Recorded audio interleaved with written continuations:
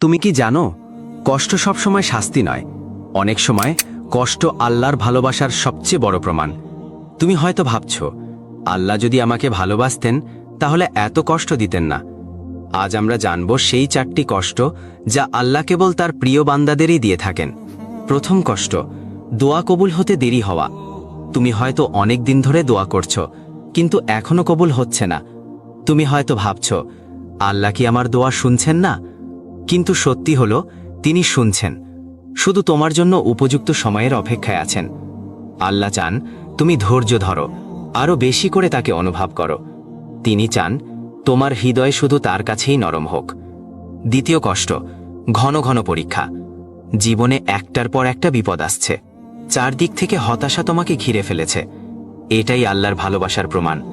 ঠিক যেমন আগুনে গলে সোনা খাঁটি হয়, তেমনি কষ্টে একজন মুমিন পবিত্র হয়।